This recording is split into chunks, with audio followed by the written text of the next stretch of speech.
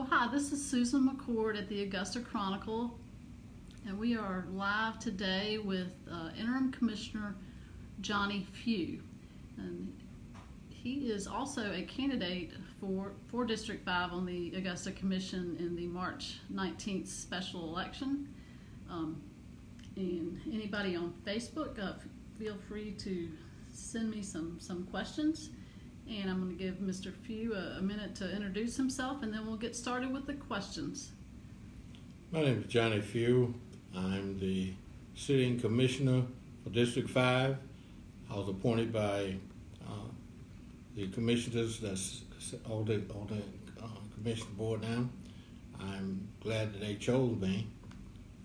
That means that they have a lot of trust in me. So I'm here today to let you know a little bit about me as I continue this race for Commissioner 5 to be reinstated. So an issue that's been on a lot of people's minds lately is the locking dam and the drawdown of the river. How do you think the drawdown turned out, and also, what's your take on the lock and dam situation and what the city should be doing with that? Okay, the lock and dam issue is one that's pretty important to the city of Augusta, and it should show us that what the Corps of Engineers have in plan for the lock and dam is not going to suffice. It's not going to suit the needs of Augusta, and we need to revisit it. We need to look at other options to the Weir project. What about the drawdown? How do you think that went? It's kind of shocking, I guess, to a lot of people, just to see the river so low. Do you have any thoughts on that? Yes, it did open the eyes of a lot of people who take the river for granted. Once they drew it down, you could see what was exposed and where the water levels were going to be, and how much water we would lose in our community.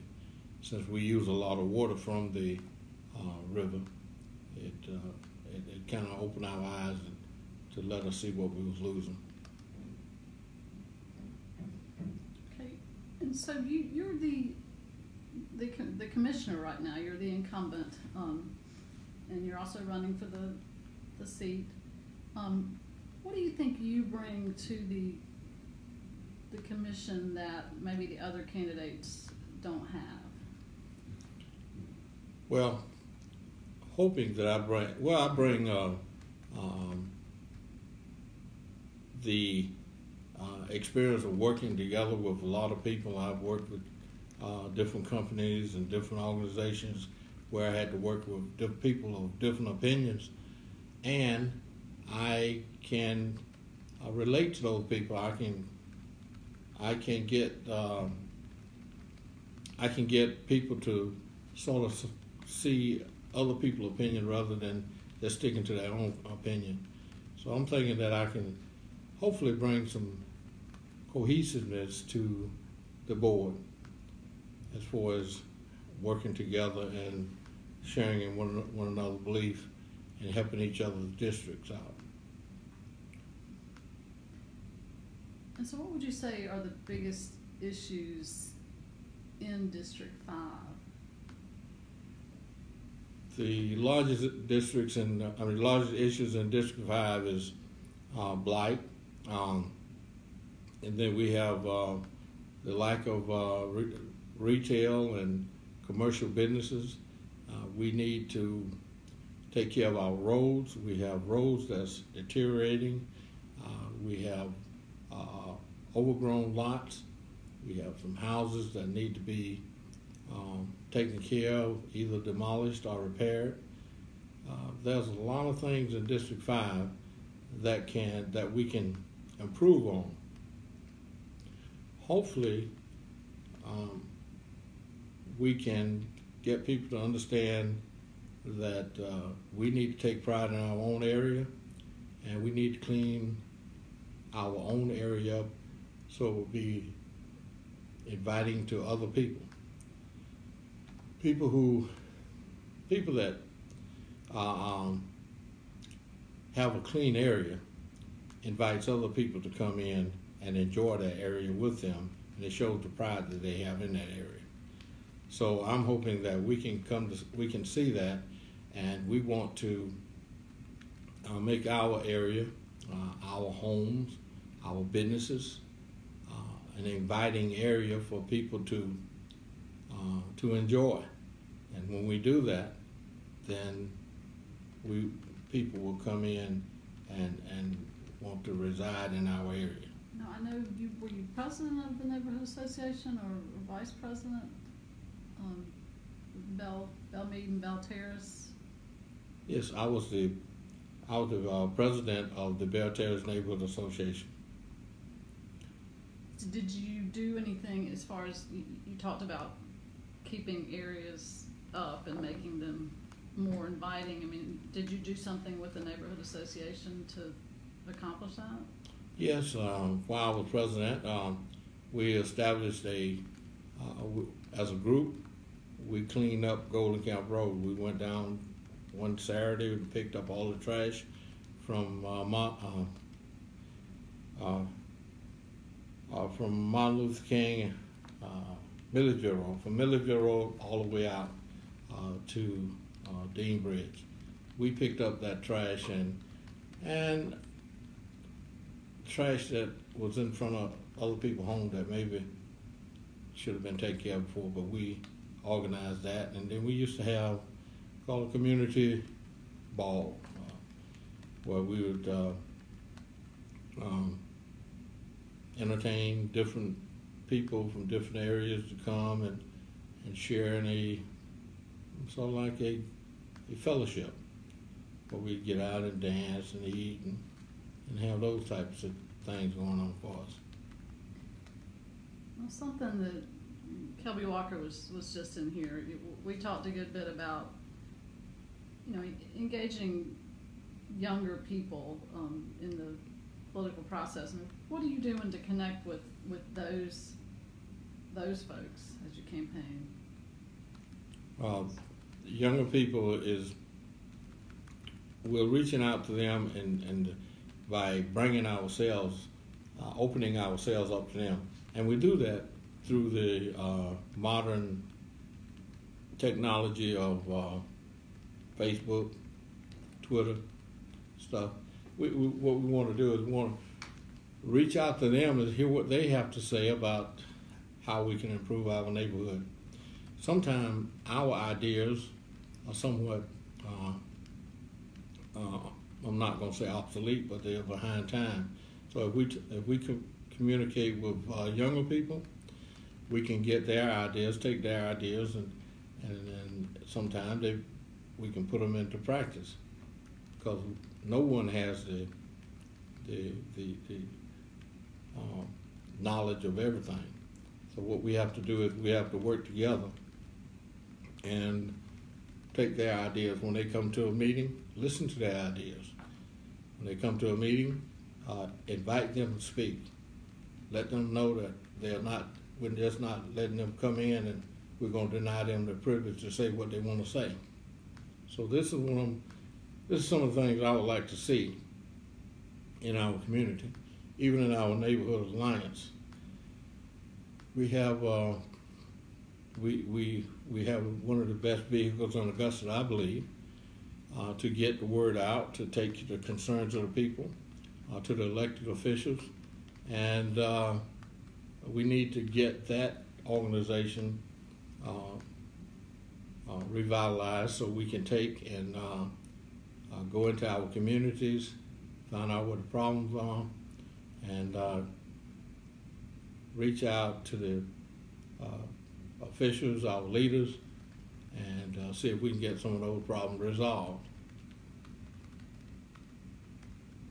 I imagine there are younger families that sometimes move into Bellmead and Bell Terrace. Yeah. There are, and that's some new people coming in, new families coming in. We invite them in, and we want to see new families come in, and we want to help them in a way. And we need to, as a neighborhood association, we need to reach out to them and see if we can help them. Maybe sometime we can show them how to live in our areas, how to intermingle with the people that's there, because our area is a age-friendly area. Most of us are retired and senior citizens. And transit, always comes up. It's always a concern for people, especially young people.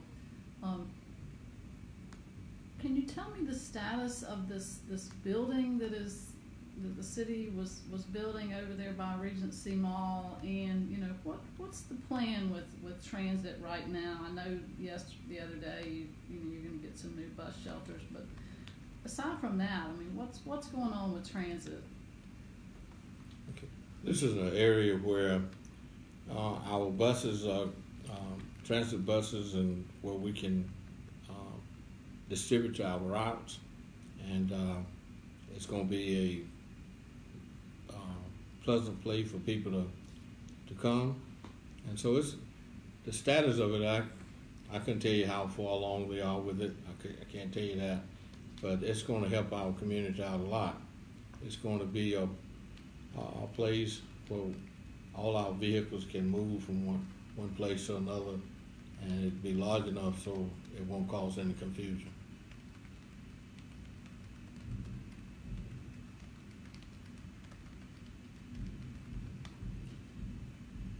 And I think I saw you at the Transportation Investment Act meeting the other day. That's a big deal. It's brought in hundreds of millions of dollars for road projects in the region, and city is, I guess, getting ready to start the new campaign to extend it for another 10 years. How can the new transportation sales tax best be used to improve transportation in the area? Okay, when you talk about transportation, you're talking about roads, and we get our money, and we assess the areas that need work. Now, Riceboro Road is part of that. One Spring Road, it was a part of that. We have other projects that hadn't been put on the board yet, that had not gotten started. So when we talk about the transportation, we have to look at areas where we can improve our roads, widen our roads, put these roundabouts in place so we can have better flow of traffic. We have one going on Milledgeville Road in North Leg, and Old McDuff Road there. We have one going on there, and we need this organization, to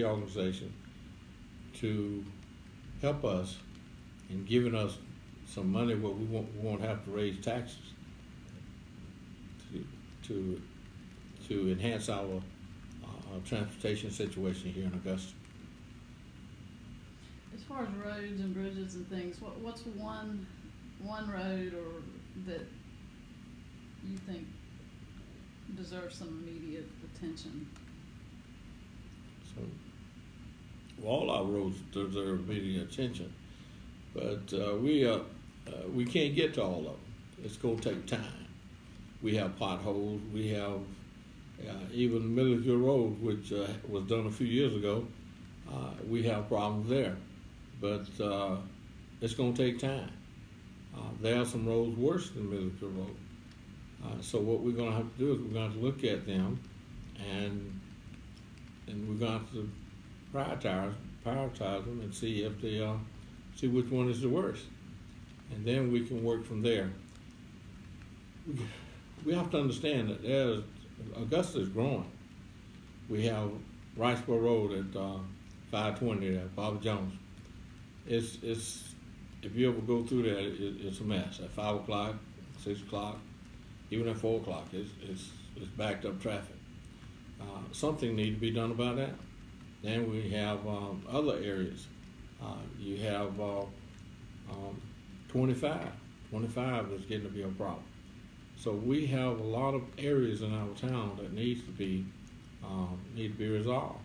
And one of the age-old problems that I see, I really like to have done, is the train track moved from Broad Street. But you know that's not going to come. But so we have to use common sense sometime to evaluate these things and see what we can do and when we can do it and how fast we can do it. 15th Street, been on the program, been on the table for I don't know how long. Look how long it's taken us to do that. It's just one of those things where you need men and women on the commission that can use that common sense and look at problems and arrive at a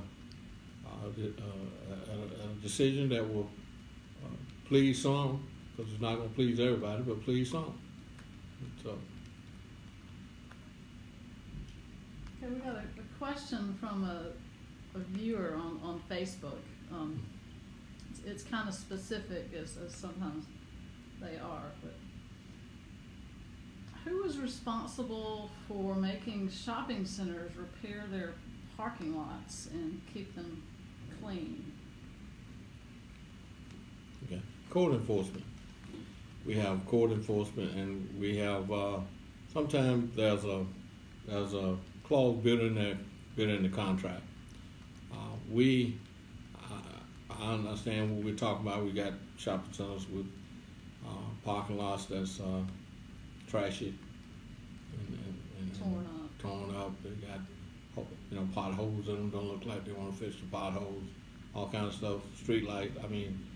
Parking lights out. So we have code enforcement, and we can put pressure on them to get those things repaired. But what we're going to have to do is we're going to have to make sure that we take pride in that shopping center too, and not throw trash there or damage anything that we can avoid. So it's going to rely on us and code enforcement. And another big topic over the last few years, the city has implemented this stormwater fee. It's been, showing up on water bills for a while now. How do you think that the stormwater fee has improved, drainage and such as that around the city? Well, thank you. The stormwater fee is a means to get money to take care of problems that we would have to go to other entities to get money. So it's doing good. It's taking care of a few problems that we've had, and I look forward to be able to take care of more problems. But all of this stuff can't be done at the blink of an eye. It's going to take time. Sure, somebody might complain that we're not doing enough with it, but let's just give it a chance and let's see what we are doing. Ask what we're doing with it so we can show you, and then we can go from there. As far as is there any one specific project that it's funded that you could say was a good example of using the fee? No, not right. Not now. No. Yeah. tend to be kind of underground and stuff, I guess. Let's see.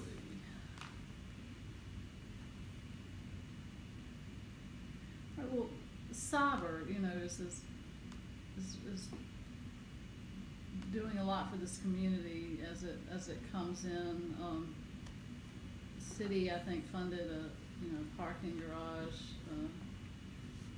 as a big show of support. Is Augusta doing enough to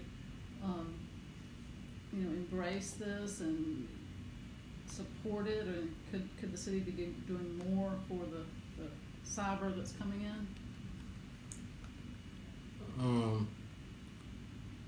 Of course, we could be doing more, but as I understand it, the cyber's only been here a short time. We just got the buildings completed. We've interfaced with a lot of companies around town that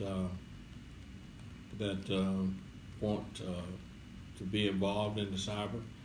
So what we need to do is we need to evaluate what's going on and see where we can help. We don't want to just throw money at it just to be throwing money at it. We need to look at it, evaluate it, and approach it with enthusiasm to help. But we need to make sure we're doing the right thing. I'm trying to remember. I know you were a Marine, but you're an Augusta native too, so you've been here. I was thinking maybe the military brought you to Augusta, but it didn't. You were already here.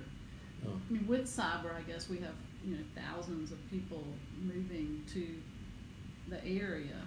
Is there anything the city could do to capitalize on all those new residents and rooftops that Yes. come up then? The thing we need to do is improve our infrastructure. Different things that we need to look at. We need to start working on them. And you got to understand that Augusta is an older city, and the things are older and deteriorating. So we need to put more time in restoring this stuff. So we need to repair and to clean up some of the areas that we have, so that people coming into our city will appreciate it and want to stay here longer, and more people want to move here. So cyber is a great boost to our economy, boost to our tax structure, our families, everything.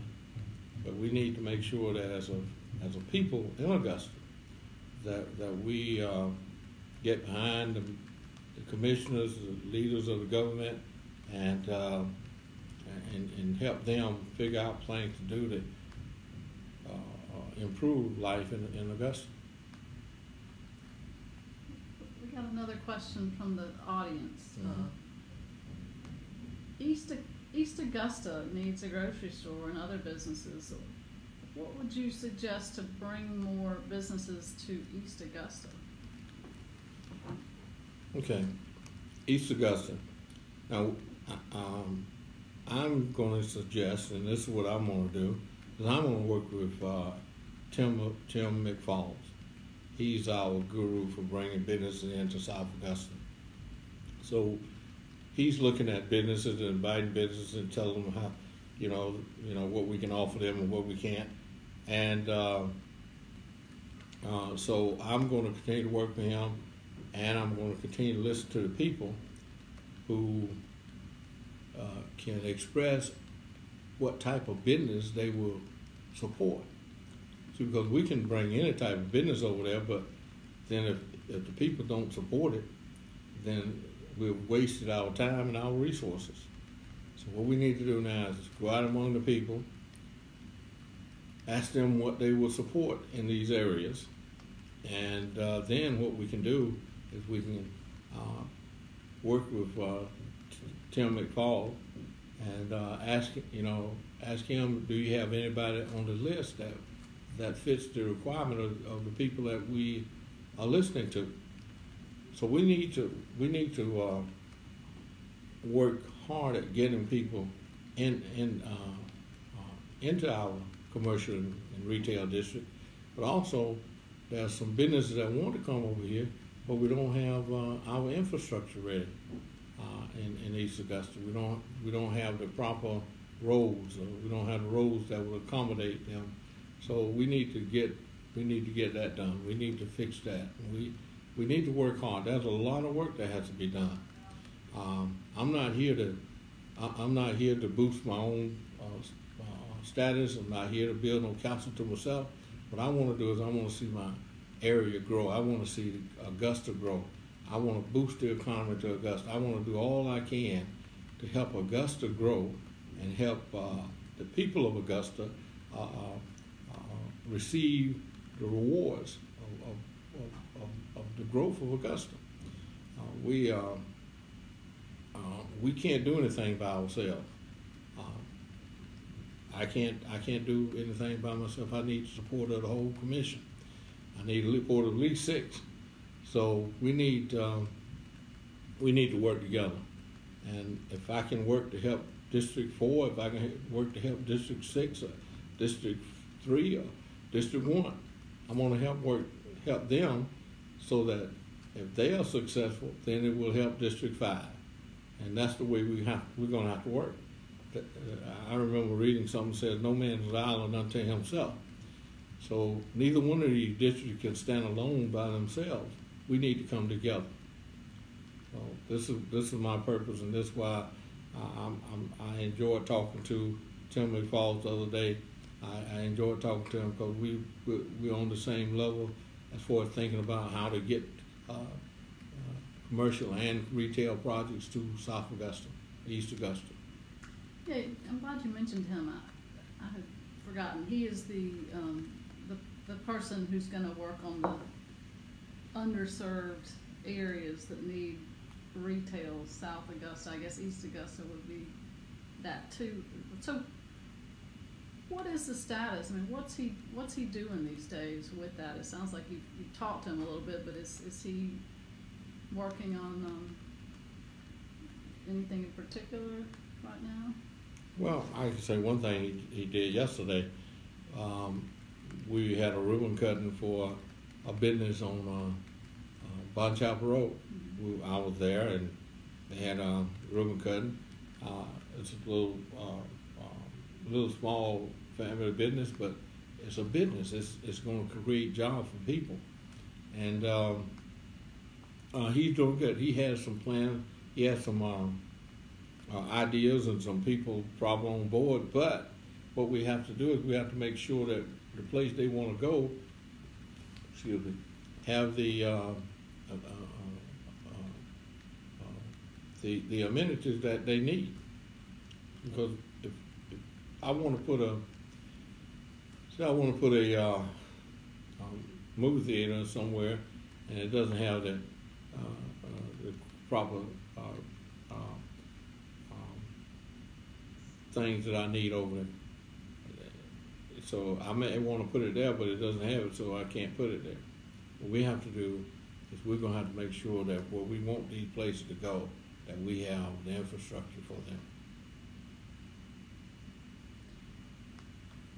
Another big issue that's kind of been going on for years is this kind of ongoing dispute with the ambulance provider, Gold Cross.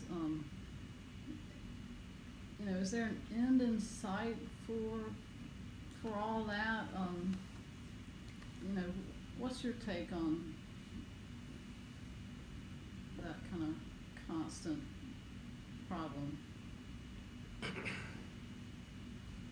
Well, I think the citizens of Augusta need an ambulance service. I think that we need to come together, and the two entities that's how many it is that need to discuss this need to sit down and have an open dialogue as far as what's going on. I don't know whether they've had one or not. I just got here. I really don't know the ins and outs of this thing. I've read a lot about it, but I still can't understand it. And so what I'm doing is I'm waiting to see maybe somebody will say something that'll open up that'll let me know what, who's who and who's what. But I think that some of the ideas that we have about the ambulance service is designed to confuse people and mislead them. So at that, I'm going to just say I don't know. I'm just listening, trying to find out what's going on. What is confusing or misleading people? Some of the statements, and I prefer not to go into that because I don't want to point fingers at anyone. But from my perspective, a lot of some of the stuff that's being said is out of context.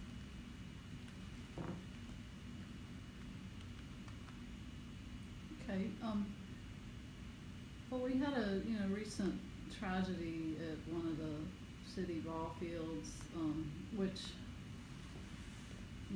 I guess still don't really know who's to blame, but it probably potentially could have been prevented. I mean, does the city have a maintenance problem, and just in general, and do you think that is it working on that? Well, I can't speak to that because of the litigation that's going on now. So at any other time you want to ask me that question after everything gets up, we'll talk about it. I mean, it just seems like litigation is a given, in that situation. Hopefully it does get addressed. And we have a question about youth and maybe giving them more vocational type programs in school. Is there anything the city could do to add to that? And do you think it would help people not drop out? That's going to have to come under the school board. I have my own ideas about that, but I don't want to interfere with the school board as far as saying something that would upset something that they have going on. It seems like they have some things going on. The city has also signed off on creating this youth development center there at the old jail. What do you think about that project, and how might it help with the youth? So you're talking about the 0401 building? Well, what do you understand about what they're going to use it for? Do you know? It's not totally clear. I mean, I looked at Savannah. I don't know exactly, but it's about the youth though. It's about helping the youth, and it's tied to juvenile court. But I don't know what else. Will be part of it. I guess. I used to volunteer for the juvenile court, Department of Juvenile Justice, and then Day Reporting Center, and all these things. Had mentorship programs at Seagull.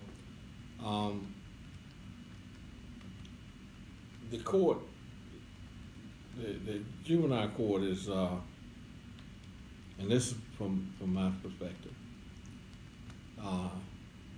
has its hands tied because there's really nothing they can do. They can punish the parents.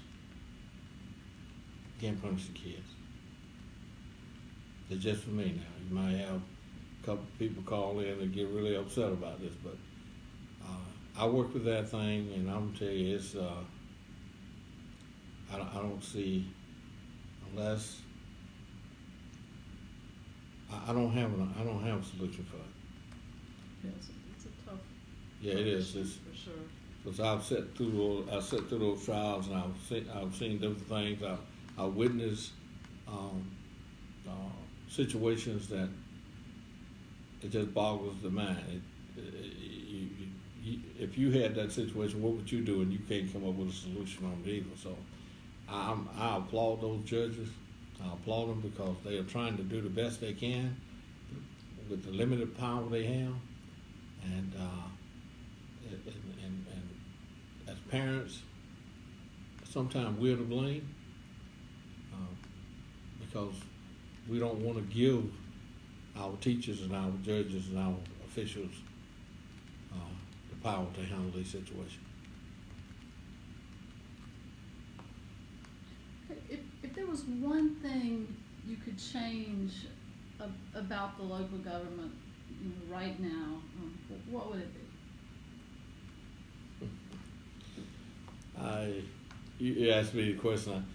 I just got here. But you've been around. I mean. Yes. The inward, when you're on the outside looking in, it's a difference. I mean, we look in and say, why didn't they do this? Why didn't they do that? But we're not behind the scene. We're not. We don't see the hurdles they have to jump up. Don't see the decisions they have to make up. So it gets to be. You're saying if there's one thing I could change, what would I change? I think Kelby Walker earlier said, communication. He would increase, improve communication between the government and the citizens. Well, citizens we have communication between the city and the government. We have straight lines. I get calls all day from citizens. It depends on where you handle those situations. I've been taught by some good people, Lockett, Sammy Sias, Dennis Williams, and Hassan, Mary Davis, and also from the mayor. He I don't know where he meant to or not, but he gave me some instructions. So then the best way to handle, to serve the people is listen to them. And when people call me about different problems, I listen to them. And then what I have to do is I have to go back and find out who's responsible for that. So that's the only thing. So you think communication is pretty good. So is there something that you think just if it could instantly be changed, it might make a big difference? Is anything you can think of? Well, man, I tell you, there's a lot of things I think could be changed, but changing one of them is not going to work. I came from an organization, different organization, worked entirely. Principles and policies were different. So I can't think of one thing that you could change that would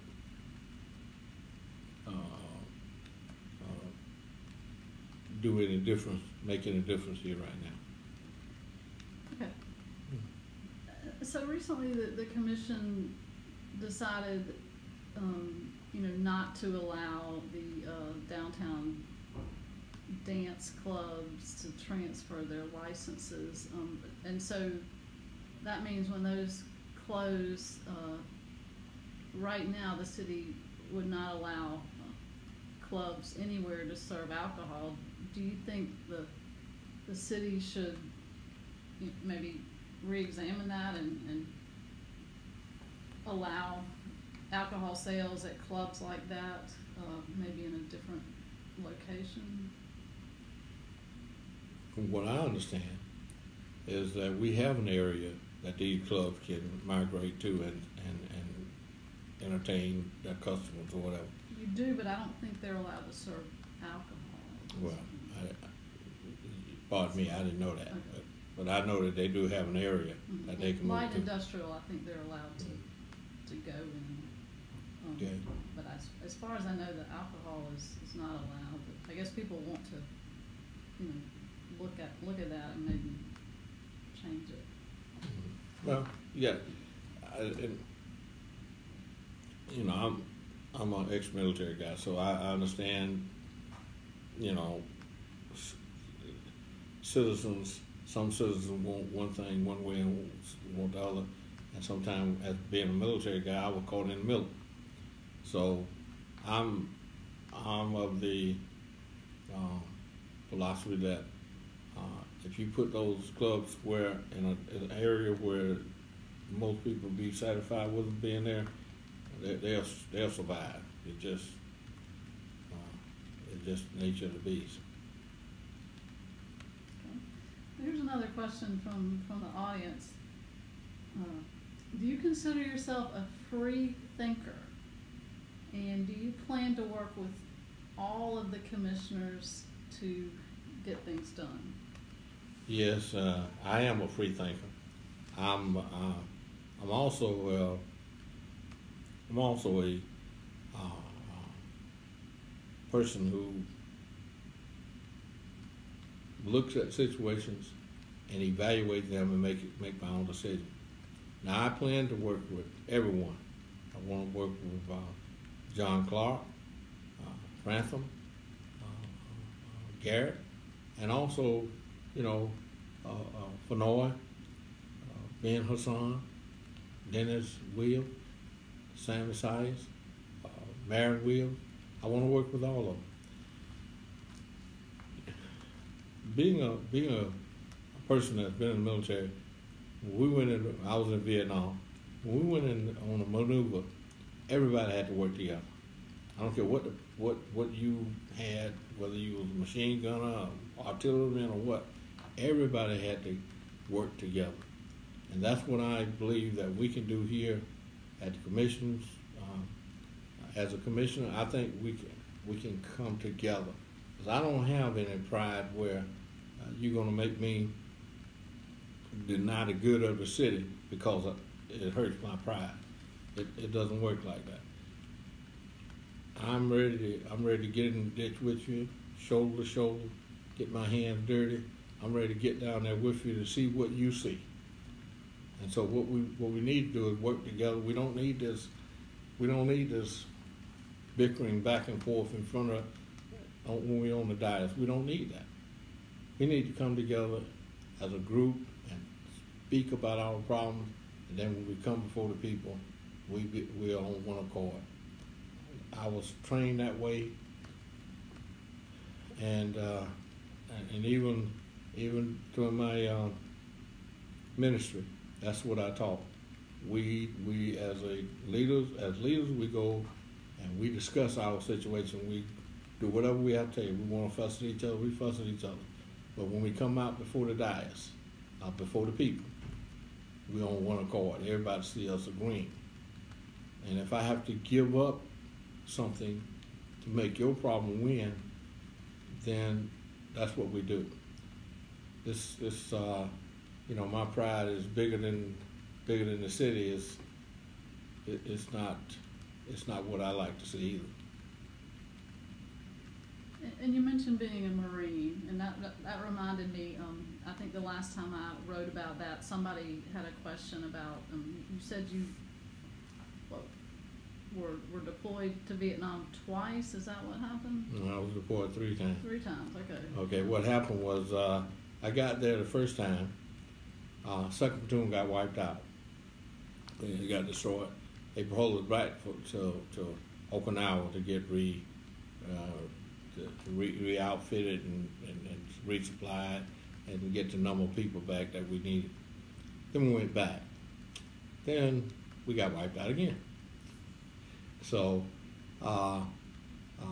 they sent us back to the Philippines. So we went to the Philippines and we got reorganized. They sent us to the Mekong Delta, and after we went to Mekong Delta, pulled back. So that's what military terms. See, a lot of people don't understand the military. Military got these little things where we pull you out of the battle zone and we send you back into the battle zone. So they did that 3 times. I have on my little ribbon Vietnam River, and I have 3 stars on it. So, And so that means 3. yeah. 3 times. Okay. Mm-hmm. Great. I'm glad you made it out. I am too, because I had that question asked me a couple times, and I was, well, but then I had to remember that a lot of people don't understand military jargon, so I have to cut that down a little bit. It does have its own special language. Yeah. For sure. And so there's a new proposal. I think the commission is kind of moving forward with it to start charging people to park downtown. What do you think about that? Well,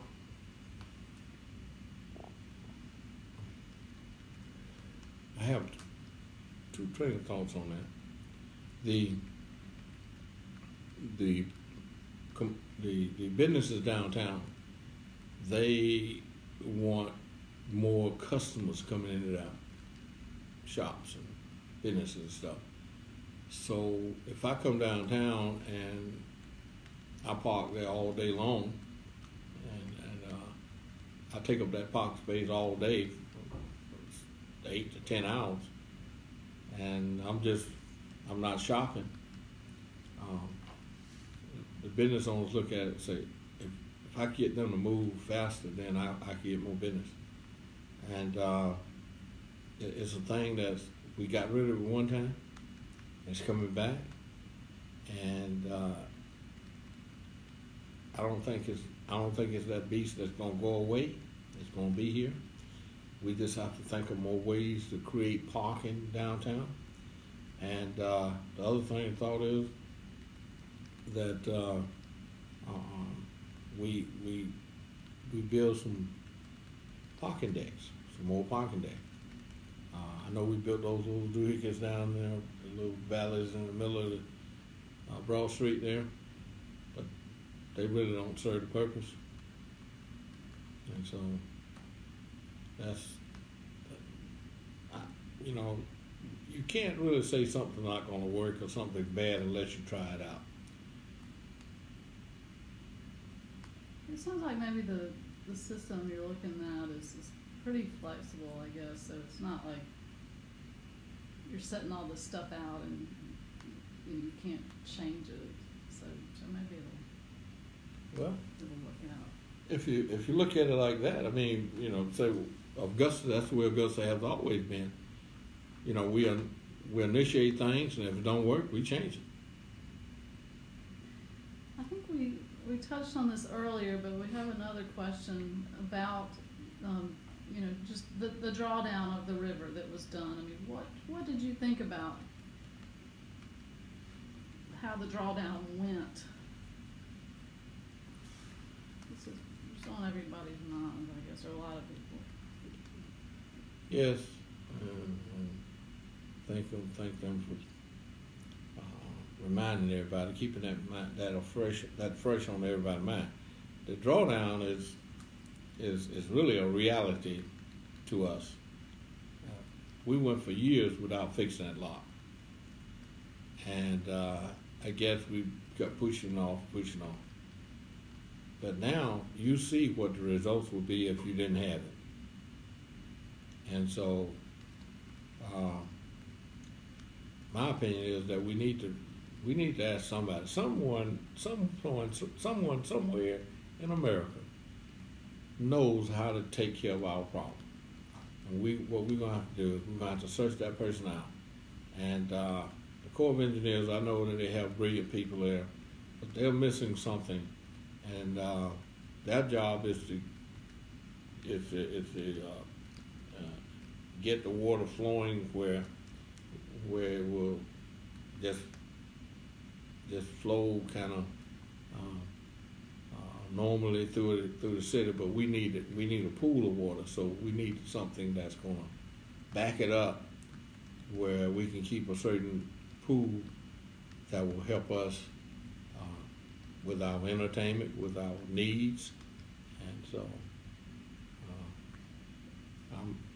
I'm not an engineer. I don't know. I don't even fish, but I know it was a bad sight when I looked out there and saw that the water what the water had left and how much what damage it did.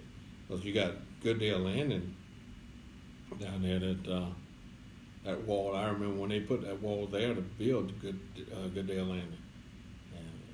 And it's not going to take much for it to come away. They don't realize the water was helping to hold that bridge, that wall up to the bank. But okay. When did they put that wall up? I guess when they built that neighborhood? Yeah. Remember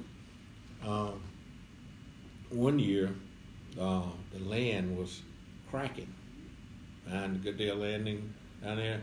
It was big gullies were coming in the bank, and so they went down there and they did all that work. It's been some years. I can't I can't remember what years. And we did ask Kelby earlier about Regency Mall, and he has an idea for it. I know in the past you said you don't really want to give your opinion on that. Have you given that any more thought? What should be done? Well, the thought of that is Regency Mall is owned by a private citizen. You can't take his property. And he's doing everything that we require him to do. All code enforcement does. They told him he need to keep the property clean. He's keeping it clean. They told him he need to check the parking lot to make sure the foundation was all. He's doing that. It sounds like though he has removed most of the parking lot, and just the dirt is exposed, and it sounds like there might be some erosion or washout going on. No, I hadn't seen it. I go by there every day.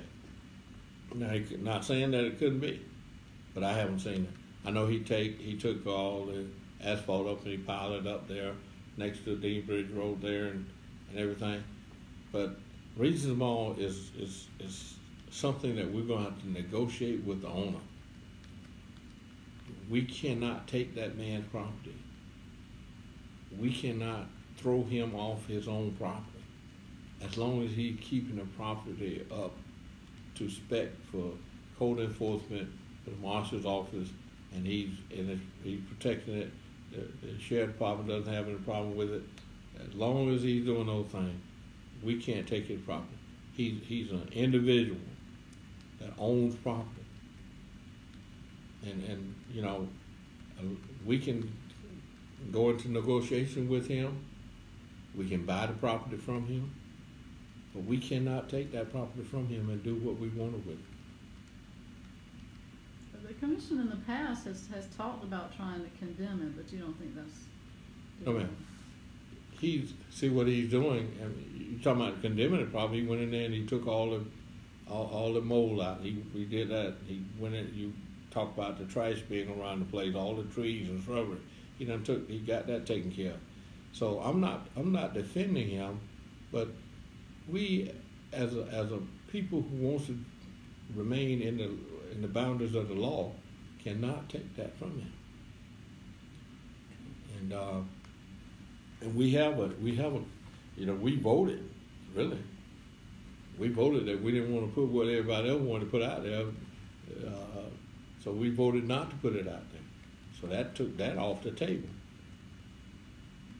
So we've limited ourselves, really. Well, is there anything else we haven't touched on today that you want to bring up? No, not really. I'm not, even though I'm a preacher, I'm not really a talker. You talk about the Bible, I can talk to you all day. But things like this, I usually like to work it out with groups of people. I like to sit down and talk with them, listen to their ideas. Now I'm not an angel-less per se. I have my limits, but I like to think that I'm a person that likes to listen to all sides of the story, and I like to make a clear and conscious decision on which way we're going to go. And see, like I said, I'm not here to. I'm of age now. I know who I am. I know what I've done. I was sitting at home watching television, watching Gunsmoke and all the westerns, Big Valley and all of them. I was sitting home watching them, and people thought enough of me, thought I had the moral values and the discipline to serve in Commissioner Jefferson's seat, and I appreciate them for that. I appreciate that. That goes to show them that all the work I did, show me rather, all the work that I did. When I moved to Augusta, I started working. I haven't stopped working. I had the Cub Scout group with my children, with my son rather. He wanted to be a Cub Scout, so we was in the Cub Scout. I've been there. I worked in Macon with the judge down there who lost her son to drugs, and I worked with her. And I came back to Augusta, worked with Judge Blanchard in the drug rehabilitation thing, and so I got trained through Pamela Goode, who had the Day Reporting Center in pardons and parole. Tried to help prisoners that was getting out of jail to get homes and jobs, and I've done a lot of things in Augusta that, I didn't seek any notoriety for it because I was doing it because that's what I wanted to do. I saw a need here in Augusta. I want to serve the people. I want to be among the people. When the people of Augusta suffer, I suffer. Because those parking meters downtown, they're gonna hurt me just as well as they hurt everybody else. So I'm here to serve with you, to listen to your complaints, the City of Augusta complaints, 5th District. I want them to be. I want 5th District to be the best district. But in the meantime, I got to help 4th District. I have 6th District, 5th District. I got to help them be the best too. So we have a great city. We have a great community. But what we have to do is we have to work together. I can't come and talk about anybody and expect them to come help me and when everything's over with. I can't do that. So what I'm here to do, I'm here to offer myself as a servant to the people of Augusta, to the 5th District. I'm here to work with you. I'm here to share your sad stories. I'm here to share your advances, your whatever you do, whatever you're successful at. I'm here to share it. I'm here to make you a person. I'm here to be a person for you. I'm here to be your shoulder to lean on. I'm here to be your person you can talk to and seek help. That's the type of person I'm here to be. And I don't want anybody to get it. I don't want to get it twisted, because I'm here because somebody asked me to come and serve. And when I started serving, I saw a need, that I saw places where I could help, and here I am. I'm helping. I'm putting myself out there to help. So. Right, and so you were working with people at the transition centers? Yes, ma'am. Were you working like as a pastor, or tell me a little bit more about that Okay. volunteer? Okay, it was a group of us, ministers that volunteered to work at the Day Reporting Center. We went out there, we had special days that we'd go out and talk to the participants out there. We would talk to them and, try to point out the mistakes that they made. We have people sometimes make mistakes, but they've never been shown an avenue where if I'd have gone another way, then I wouldn't be in this situation. And I've had people come up to me in grocery stores, restaurants, and different things, and thank me for the things that I said to them, and the way I approached them in the situation, and just thank me. And they're doing better. They're giving back to the community. So I worked. Pamela Goode was a great lady. We had to go through a couple of days of training to to get approved to do that, and I also work with Department of Labor. Department of Labor was Mr. Champion. I worked with him going to the prisons, going to the prisons to tell the veterans about their benefits. Even though they're in prison, they still get their benefits. So I went and talked to them, and in doing so, I learned that there are some people in prison. The reason they're in there now is because they don't have an address to be released to. I don't know whether it's changed or not, but we have people that serve in time because they don't have an address, or nobody won't take responsibility for them when they get out. Mm-hmm. Yeah, I've heard of that. Maybe still going on. All right, one more question, and then we're going to wrap it up. Okay. Thank you for coming in today. It's been a good interview, but you know, we forgot about another big Augusta issue is you know, the homeless. What can elected officials do, you know, to help? They're obviously around. They live here, or they're homeless here. Well, you know,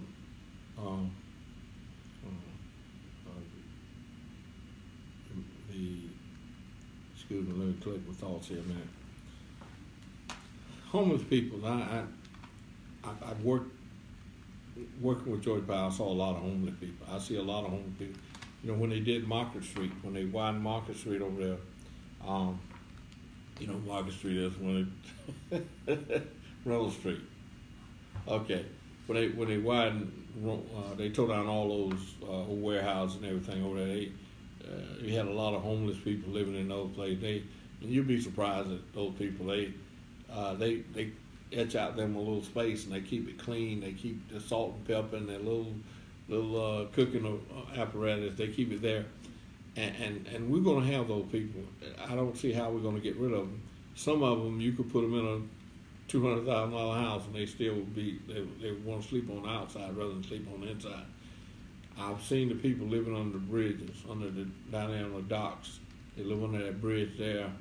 I've seen them. I don't know, other than companies joining together just to build a little place where we can house those that want to be housed.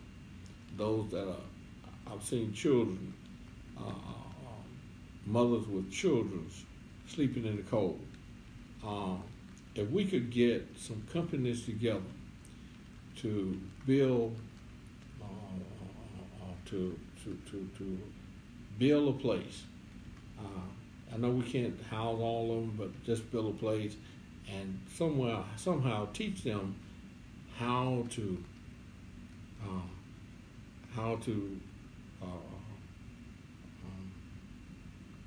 survive. I want to say they know how to survive, but keep them how to etch out a living for themselves. Sometimes all they need is child care.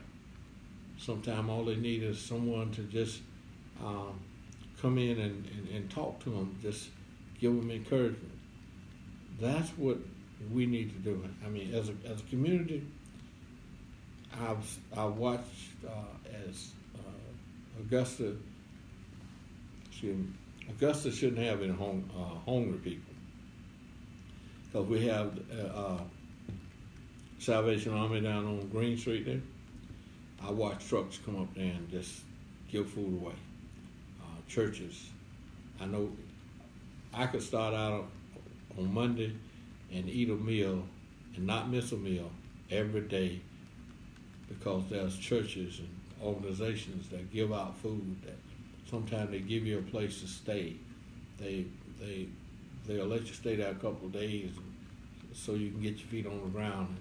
And we just need to enhance that somewhat, as to give these people a job. See, if we need people to sweep Broad Streets, if we need some people just to sweep Broad Street, just give them a job, and sometimes build that self-esteem back up so they can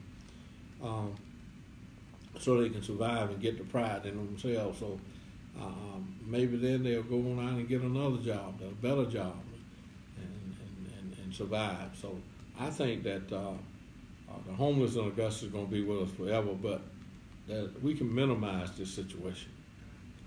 somewhat. All right, great. Again, this is Susan McCord of the Augusta Chronicle, and we have been live today with Commissioner Johnny Few. He's the interim commissioner for District 5, and he is also running in the special election March 19th for the District 5 seat to serve out Andrew Jefferson's term. And Mr. Few, if you'd like to say a few words, and then we can wrap up for today. And thank you so much for coming in. I've enjoyed talking to you. Thank you. I enjoyed talking to you too. It wasn't as bad as I thought it was. I thought it would be. But anyway, I'm Johnny Few. I'm a young man that was born in Columbia County, born in Akron. Graduated from Blanchard High School, went in the Marine Corps, came back from the Marine Corps, and I started working with Georgia Power Company, and me and my wife, when I got married, we wanted to be near schools. She was a teacher. She taught at Blanchard High School. There she left there and came to Augusta. And we have 2 children, LaTonja Few, who's a teacher at Glen Hills now. And she's working on some type of degree. I think it's a PhD, I don't know. My son, who works, he graduated from Georgia Southern, and he works at, he's selling cars. That's what he likes to do, so that's what he's doing. And my daughter has a grandson named James Russell IV, and he's going to graduate this year. And whatever he decides to do, I'm going to support him. So I'm here. I've been working in Augusta. We've been here for 50 years. I'm going to be a guy that's going to be here, and I'm going to be working with you. I'm not going to turn my back on you. No man left behind. That's the Marine Corps motto. We do not leave anybody behind. And I'm not going to leave anybody behind. Even if you don't live in my district, I'm still coming for you. I want to support you. I want to see your child advance in the world. I want to see you get the benefits that you need, and you deserve.